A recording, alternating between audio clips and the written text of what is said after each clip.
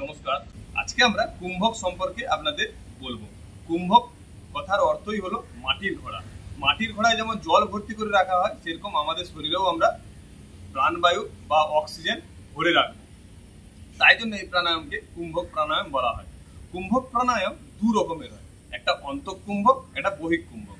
অন্তঃকুম্ভক কেমন? আমরা নিঃশ্বাস নেব, তারপর আমরা শরীরের মধ্যে হোল্ড করে রাখবো, তারপর আবার কিছুক্ষণ পর যতক্ষণ আমরা সহ্য করতে পারবো তারপর আমরা ছেড়ে দেবো। এটাকে বলা হয় অন্তঃকুম্ভক। যখন আমরা অক্সিজেন ভিতরে নিয়ে রেখে যখন শরীরকে আমরা হোল্ড করে রাখবো সেটাকে বলা হয় অন্তঃকুম্ভক। এরপর আমরা নিঃশ্বাস নেব এবং রেচন করে দেবো, মানে ছেড়ে দেবো আমরা। তারপর আমরা যখন বন্ধ করে রাখবো, মানে আমরা একদম মরার মতো একদম এরকম করে একদম চুপচাপ বসে থাকবো, সেই কুম্ভকটাকে বলা হয় বহিঃকুম্ভক।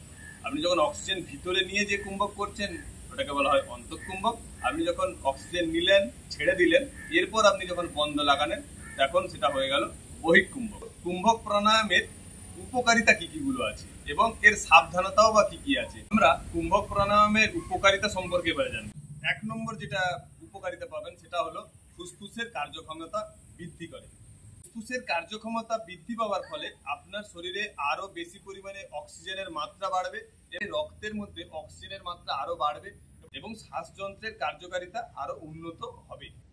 2 নম্বর, মনকে শান্ত করতে, শ্বাস আটকে রেখে মন এবং আপনার যে উদ্বেগ আছে তাকে কমাতে সাহায্য করে।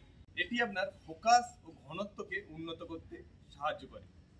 3 নম্বর, স্নায়ুতন্ত্রের ভারসাম্য সঠিক করে। 4 নম্বর, শক্তির মাত্রা বাড়ায়। আপনি আপনার শ্বাস নিয়ন্ত্রণ করে আপনার শরীরের মধ্যে শক্তির মাত্রা বাড়াতে পারেন। এর ফলে আপনার সামগ্রিক শক্তি এবং আপনার জীবন শক্তি বাড়াতে সাহায্য করে। 5 নম্বর, শরীরকে ডিটক্সিফাই করে।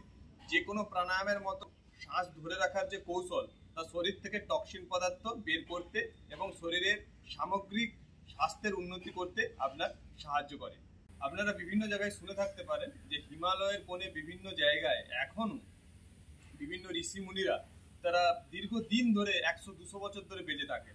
এটা কি করে সম্ভব?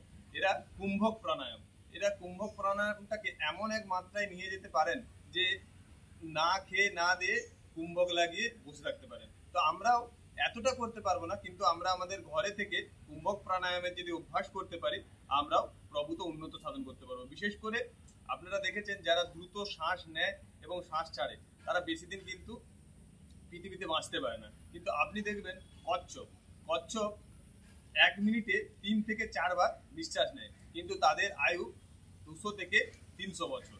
পৃথিবীতে এমন কোনো ওষুধ আবিষ্কার হয়নি যা আপনার আয়ু বাড়াতে পারে, কিন্তু কুম্ভক প্রাণায়াম যদি আপনি নিয়মিত অভ্যাস করতে পারেন এবং সময় করে রেগুলার যদি আপনি অভ্যাস করতে পারেন তাহলে আপনার আয়ু বৃদ্ধির একমাত্র যে অবলম্বন তাই কুম্ভক প্রাণায়াম।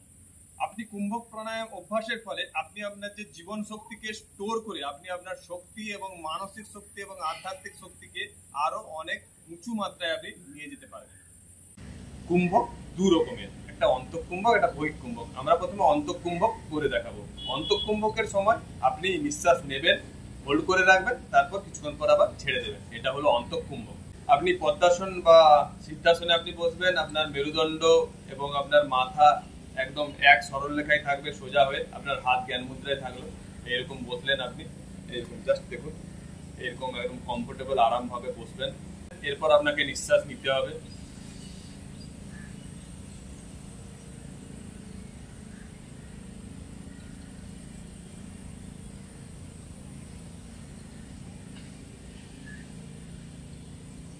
আপনি নিঃশ্বাস নিলেন, হোল্ড করলেন, তারপর আবার ছেড়ে দিলেন।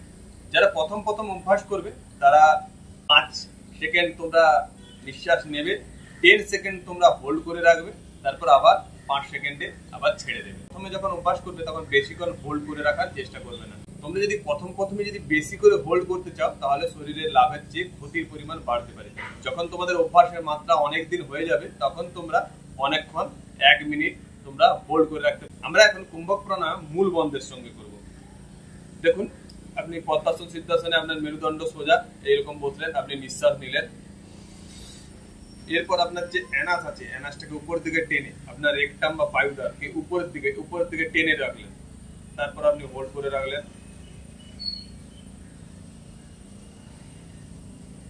আপনি আর নিঃশ্বাস ধরে রাখতে পারছেন না, এরপর আপনি আপনার অ্যানাস বা আপনার বায়ুদ্বারকে লুজ করলেন এবং নিঃশ্বাস আপনি ছেড়ে দিলেন।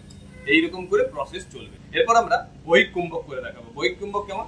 সেই পদ্মাসন বা সিদ্ধাসনে আপনি কমফোর্টেবলি বসবেন, এরপর আপনাকে নিঃশ্বাস নিতে হবে, দেন ছাড়তে হবে, তারপর আপনাকে বন্ধ লাগাতে হবে। দেখুন আমি করে দেখাচ্ছি। আপনি নিঃশ্বাস নেবেন বুক ভরে, এরপর বন্ধ।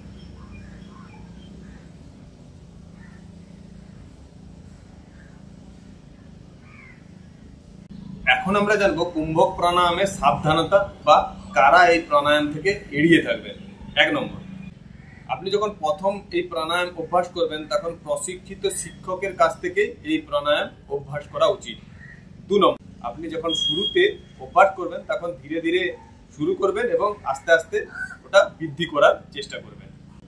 3 নম্বর, উচ্চ রক্তচাপ, হৃদরোগ বা শ্বাসকষ্টের মতো যাদের কোনো সমস্যা আছে তারা এই প্রাণায়াম এড়িয়ে চলুন। 4 নম্বর, অভ্যাসের সময় আপনার যদি মাথা ঘোরা বা অস্বস্তি হয় তাহলে তৎক্ষণাৎ এই প্রাণায়াম অভ্যাস বন্ধ করুন। নির্দিষ্ট সময়ে এটা এড়িয়ে চলুন, যেমন বিশেষ করে যদি আপনি গর্ভবতী হন এবং আপনি শিশু হন বা বাচ্চা হন এবং বয়স্ক মানুষেরা এই প্রাণায়াম অভ্যাস থেকে বিরত থাকুন। আপনি যখন এই প্রাণায়াম অভ্যাস করবেন তখন অবশ্যই যে স্থানে বায়ু চলাচল করে এবং খুব ভালো জায়গা দেখে চয়ন করবেন এবং কোনো ভারী যন্ত্রপাতি চলছে বা কোথাও আওয়াজ হচ্ছে এইরকম পরিবেশ আপনারা চয়ন করবেন না। যেখানেই করবেন যেমন শান্ত নিরিবিলি, এবং আপনি এই প্রাণায়াম মানে ধ্যানের আগের অবস্থা, তাই এই প্রাণায়াম সবসময় করার সময় শান্ত এবং নিরিবিলি জায়গা চয়ন করুন।